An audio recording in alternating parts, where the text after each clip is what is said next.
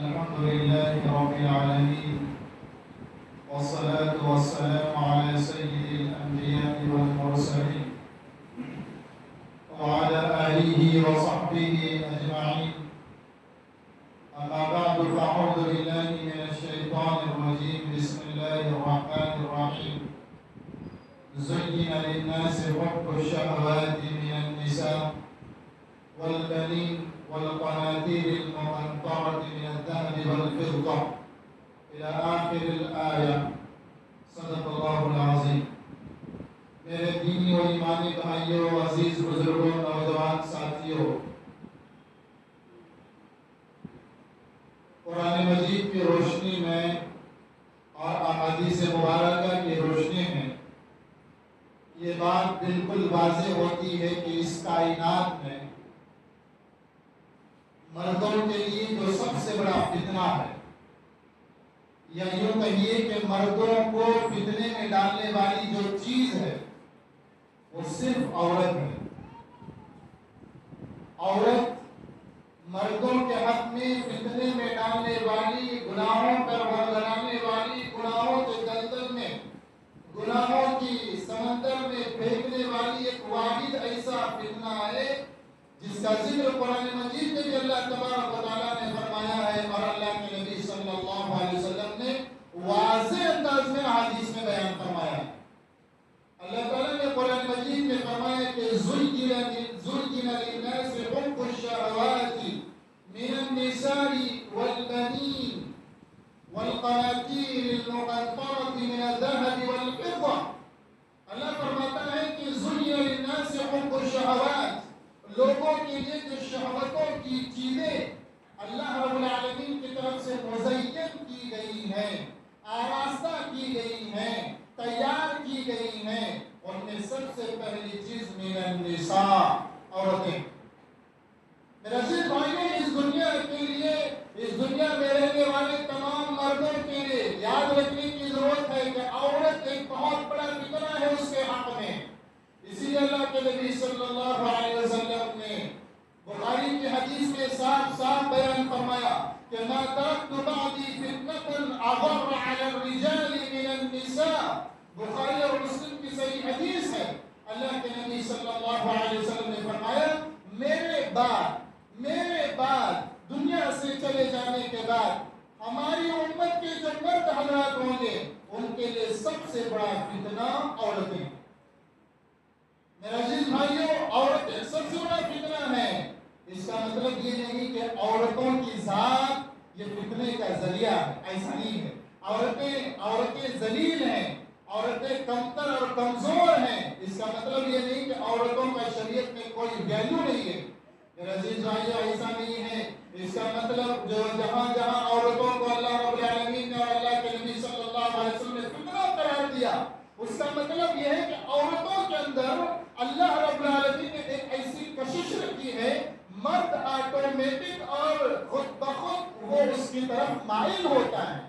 مرد کی نفس میں، مرد کی ذات میں، مرد کے جسم میں اللہ رب العالمین نے عورتوں کی طرف میگنیٹک سسٹم رکھا ہے کہ وہ عورتوں کو دیکھتے ہی گناہوں میں ملوث ہوتا ہے. یہ ہر مرد اس بات کو جانتا ہے. میرے عزیز بھائیوں، حالانکہ عورت کی ذات یہ بڑی عظیم شان ہے. عورت کی ذات یہ اللہ رب العالمین کے نزدیک بڑی اہتمام اور بڑے اچھی مقام رکھنے والی ہے. اسی لیے اللہ کے نبی صلی اللہ علیہ وسلم جب دنیا میں آئے، نبی بنا کر کے بھیجے گئے، تو عورتوں کی کوئی عزت نہیں تھی. چھوٹی چھوٹی بچیوں کو ریگستان کے اندر زندہ باپ اپنے ہاتھوں سے بتوں کے نام پر دفن کر دیتا تھا. یہ ساری عورتوں کا معاملہ تھا. عورتوں کے ساتھ ذلت کا معاملہ کیا جاتا تھا. عورتوں کو یوز اینڈ تھرو کے طور پر استعمال کیا جاتا تھا. معاشرے میں ایک عورت کی بھی کوئی عزت نہیں تھی. حضور نے آ کر کے، اسلام نے آ کر کے عورتوں کو عزت عطا فرمائی. اسی لیے اللہ کے نبی صلی اللہ علیہ وسلم نے صاف صاف صحیح مسلم میں یہ بیان فرمایا اور دیگر احادیث میں بیان فرمایا کہ المرأة الصالحة خیر متاع الدنیا، کہ دنیا کے اندر سب سے ساری دنیا، الدنیا کلها متاع، دنیا سب کی سب فائدہ مند چیز ہے. ساری دنیا فائدہ مند ہے، لیکن اس میں سب سے بہترین وہ ہے سب سے بہترین ہے، جس کی وجہ سے اللہ کے نبی صلی اللہ علیہ وسلم کے الفاظ حدیث سے میں پڑھ کر کے سناتا ہوں۔ اللہ کے نبی صلی اللہ علیہ وسلم نے فرمایا، ترمذی کی حدیث ہے، الدنیا کلھا متاع وخیر متاع الدنیا المرأة الصالحہ، ساری دنیا کی چیزیں فائدہ مند ہیں، اس میں سب سے بہترین چیز نیک عورت ہے۔ سب سے بہترین چیز نیک عورت اللہ کے نبی صلی اللہ علیہ وسلم نے عورت کو قرار دیا۔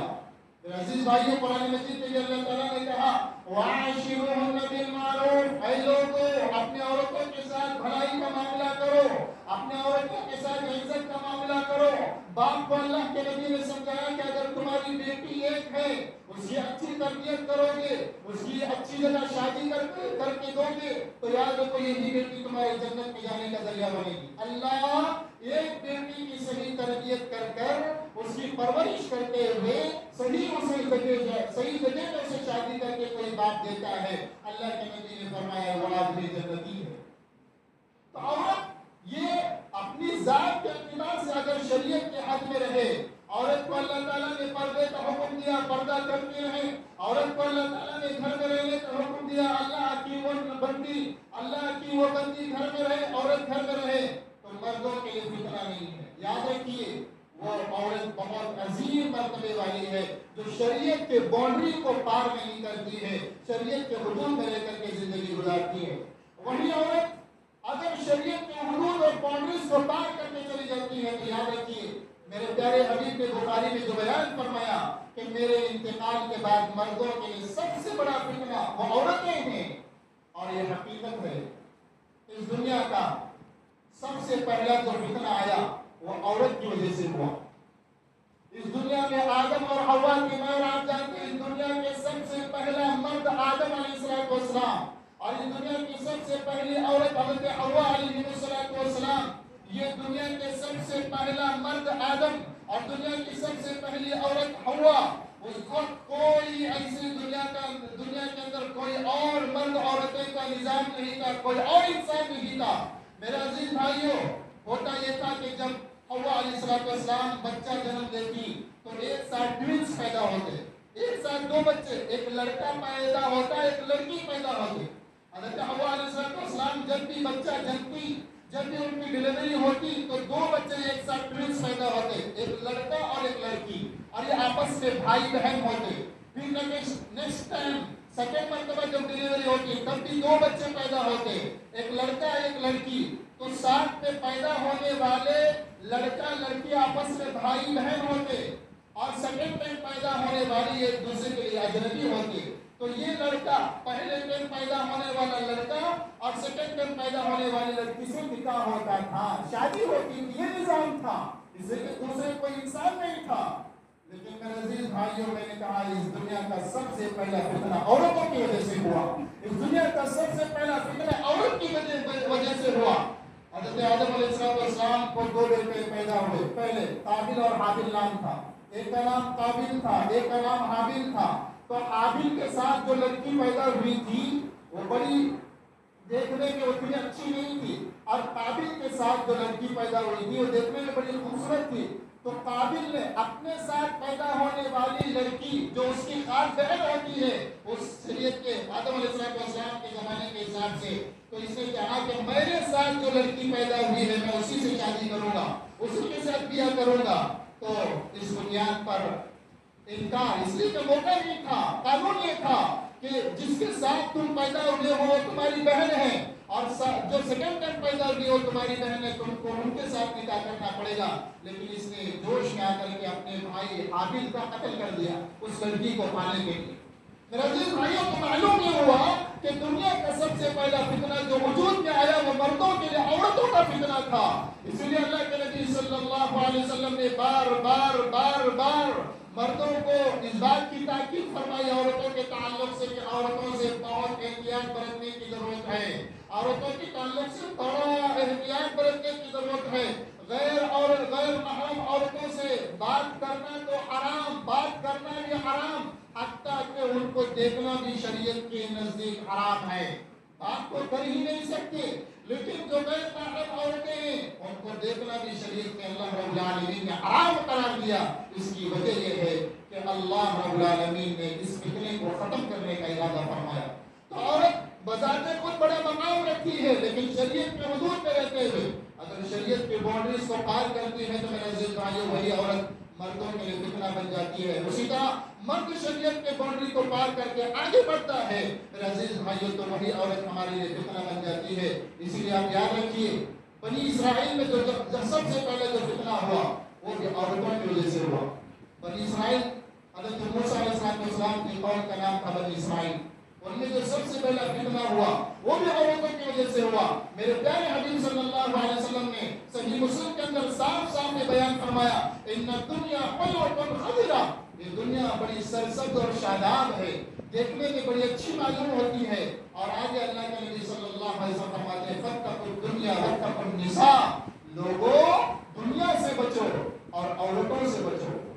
हालांकि दुनिया के अंदर औरतें भी आ गई, दुनिया से बचने का मतलब ये हुआ कि दुनिया में जितनी भी अल्लाह को भुलाने वाली चीजें हैं, अल्लाह की नाफरमानी करने वाली चीजें, उनसे बचो। तो अल्लाह के नबी सल्लल्लाहु अलैहि वसल्लम ने आगे अलग से बयान फरमाया कि नहीं, औरतों से भी बचो। दुनिया के अंदर औरत भी आ गई, लेकिन औरतों से अलग नाम लेकर के कहा कि देखो औरतों से बचो। क्यों? अल्लाह के नबी ने उसका वजह रीजन बयान फरमाया, फइन्न अव्वल फितनति बनी इसराइल कानत फिन निसा, इसराइल के बनी इसराइल में सबसे पहला जो फितना आया वो औरतों की वजह से आया। मेरे अजीज भाइयों, मालूम ये हुआ कि औरत मर्दों के लिए बहुत बड़ा फितना है, बहुत बड़ा फितना है। इसीलिए अल्लाह के नबी सल्लल्लाहु अलैहि वसल्लम ने बार बार हदीसों में बयान फरमाया। तिर्मिज़ी की सही हदीस में, हदीस का अल्फाज पढ़ रहा हूं आपके सामने। मेरे अजीज भाइयों, अल्लाह के नबी सल्लल्लाहु अलैहि वसल्लम ने फरमाया, अल मरअतु औरतुन, औरत पर्दे का नाम है, औरत एक पर्दे का नाम है। औरत एक कीमती हीरा है। हीरे को किसी बाहर रास्ते में नहीं रखा जाता, हीरे को बाकायदा हजार पर्दों के अंदर छुपा करके रखा जाता है, ताकि हीरा हीरा होता है, सोना सोना होता है। आप उसे फैला करके नहीं रखा जाता ताकि हीरे की हिफाजत हो और उसी तरह सोने चांदी की हिफाजत हो। उसी तरह औरत हीरा और जवाहिरात और जबरदस्त और याकूत से ज्यादा कीमती है। औरत बापर्दा है, पर्दे वाली है। अल्लाह के नबी ने फरमाया, फरीदा खरज, जब औरत घर से बाहर निकलती है, इस शैतान, तो वो शैतान उसके पीछे लग जाता है, शैतान उसके पीछे लग जाता है।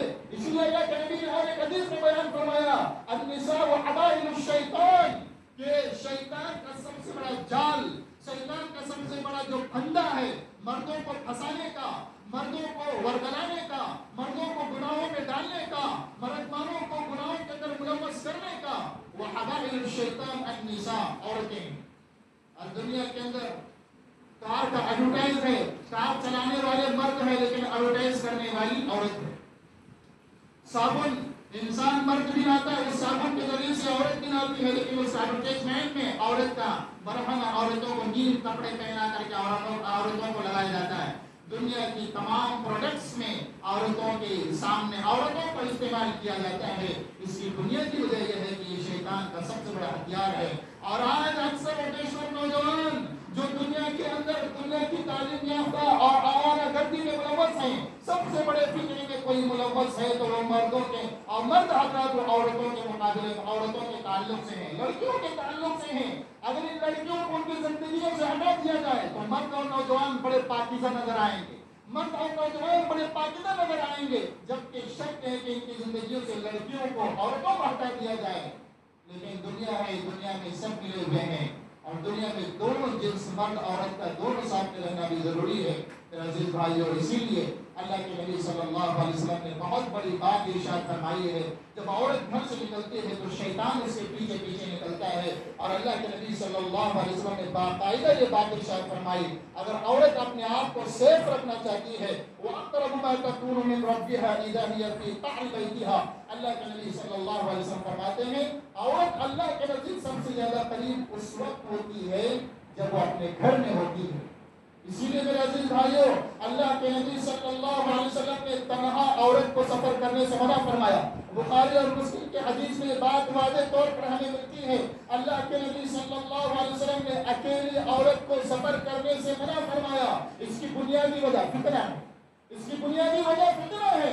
اس لیے اللہ کے نبی صلی اللہ علیہ وسلم نے حتیٰ کہ عمرہ اور حج کو جانے کے لیے بھی محرم کے ساتھ جانے کا حکم دیا. اگر محرم نہیں ہے تو عمرہ اور حج کرنے کو عورت جا نہیں سکتی. اس کی بنیادی وجہ، حالانکہ حج بڑا عبادت کی جگہ ہے، کعبۃ اللہ بڑی عبادت کی جگہ ہے، عمرہ کا نیت کرنا اور عمرے کی تیاری کرنا، حج کی تیاری کرنا بہت عظیم کام ہے، بہت اچھا کام ہے. پھر بھی شریعت کہہ رہی کہ کوئی تنہا عورت کسی اچھے کام کے لیے اکیلی جا نہیں سکتی، ساتھ میں محرم مرد کا ہونا ضروری ہے. تو معلوم یہ ہوا یہ دنیا کا سب سے بڑا فتنہ مردوں کے تعلق سے عورتیں ہیں. اس لیے عورتیں اپنے کنٹرول میں شریعت کی باؤنڈریز میں رہے تو وہ فتنہ نہیں ہے. مرد شریعت کی باؤنڈریز میں رہے تو اس کے لیے کوئی عورت فتنہ نہیں ہے. اگر شریعت کے حدود کو پار کیا جائے ہر مرد عورت کے لیے فتنہ اور ہر عورت مرد کے لیے فتنہ ہے. عزیز بھائیو، اسی لیے ہمیں اہتمام کرنے کی ضرورت ہے. اور ایک حدیث میں آپ کو پڑھ کر کے سناتا ہوں. آج کل ہمارے معاشرے میں خاص طور پر عورتوں سے متعلق پیرنٹس بہت غلطیاں کرتے ہیں.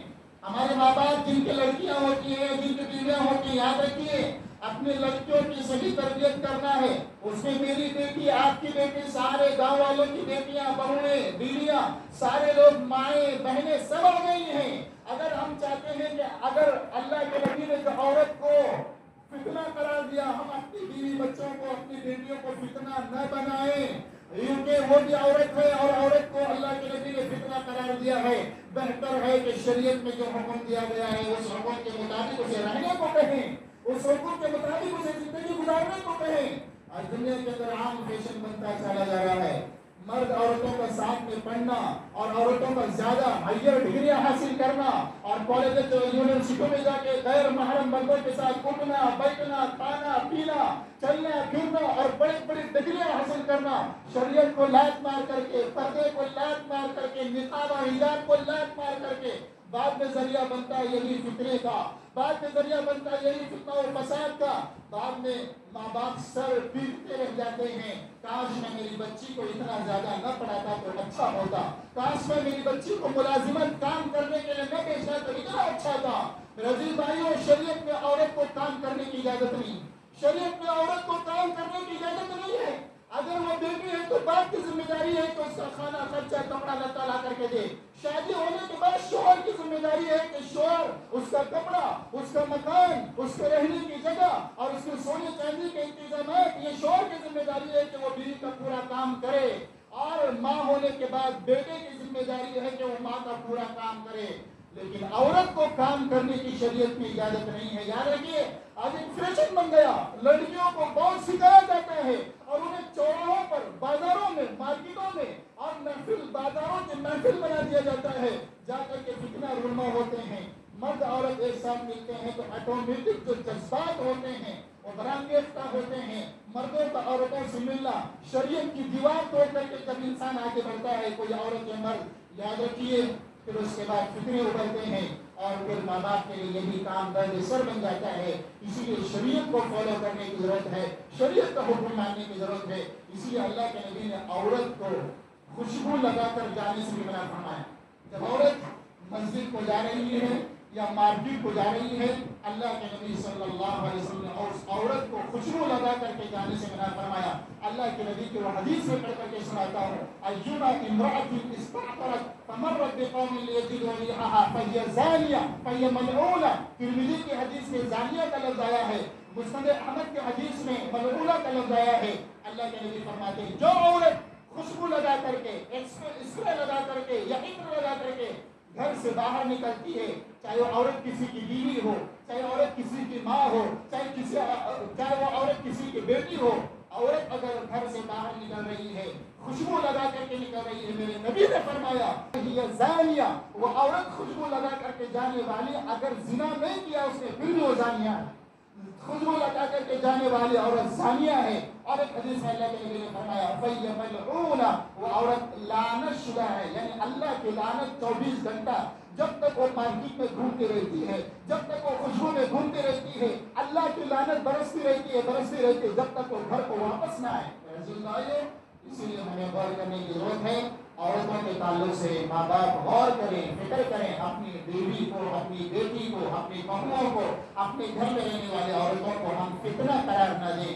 انہیں اسلامی احکامات کے مطابق صحیح احکامات کے مطابق انہیں زندگی گزارنے کا حکم دیں. اور ہمیں یاد ہے کہ عورتیں یہ مردوں کے لیے بہت بڑا فتنہ ہے آج کے زمانے میں, اور ہماری عورتیں بھی اس میں آ گئی ہیں. اسی لیے ہمیں چاہیے کہ ہم اس کا اہتمام کریں. اپنی بچیوں کو خاص طور پر, آج دنیا کا ماحول ہو رہا ہے, ہائیر ڈگریاں دلا رہے ہیں اور جا کر کے مخلوط تعلیم حاصل کر رہے ہیں. کتنے واقعات دارالقضا میں آتے ہیں, لمبی لمبی ڈگریاں, 2 ڈبل ڈگری ٹرپل ڈگریاں کر رہی ہیں, لیکن بعد میں معلوم ہوا کتنے ناجائز تعلقات مردوں سے, زنا میں ملوث ہے, حرام کاری میں ملوث ہے. باپ اطمینان سے بیٹھا ہوا ہے, میری بیٹی ہاسٹل میں پڑھ رہی ہے یا الگ روم دے کر کے پڑھ رہی ہے, لیکن زناؤں میں ملوث ہے, بدکاریوں میں ملوث ہے اور غیر اجنبی مردوں کے ساتھ چیٹنگ میں لگی ہوئی ہے. اور باپ اس خوش فہمی میں, ماں باپ خوش فہمی میں ہے کہ میری بچیوں کی عزت اور عفت بالکل صاف و پاک ہے. یہ بالکل غلط فہمی ہے. شریعت کو پار کر کے جانا کہ گویا کے فتنوں کا دروازہ کھولنا. اللہ تعالیٰ سے دعا ہے کہ اللہ تعالیٰ ہم سب مسلمانوں کو اپنی عورتوں کے متعلق, اپنی بیٹیوں سے متعلق شریعت کے حدود میں رہ کے تربیت کرنے اور انہیں تعلیم دینے کی توفیق عطا فرمائے. اور اللہ ہمارے